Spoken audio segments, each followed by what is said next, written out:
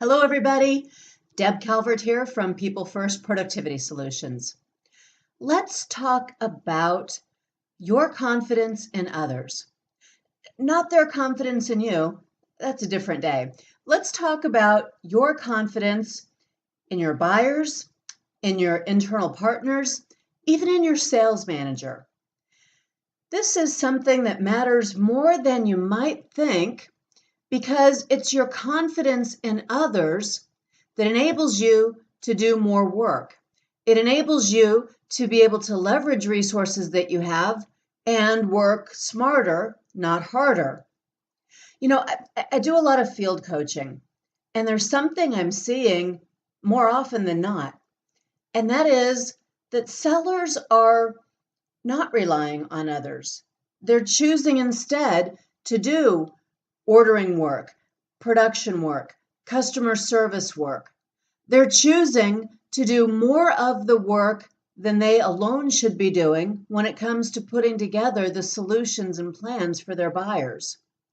They're leaving others out and choosing instead to do all the work themselves, often because they don't trust others or because they've missed a deadline and end up having to do the work on their own since it's too late to get it through their normal internal channels.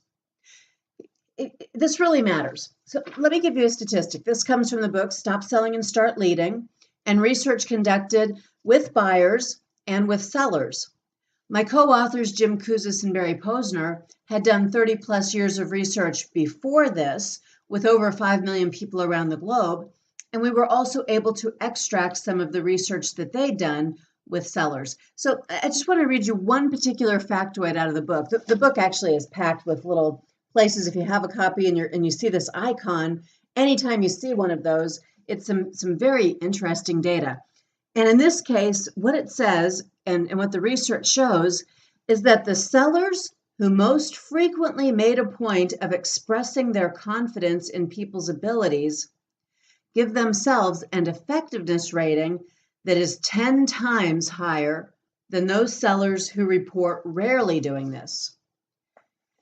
In other words, being confident in others, entrusting work to others, letting others know that you're confident in them, that you have expectations in them, that you're relying on them, all of that makes you more effective, significantly more effective than your counterparts who are choosing instead to do all the work on their own.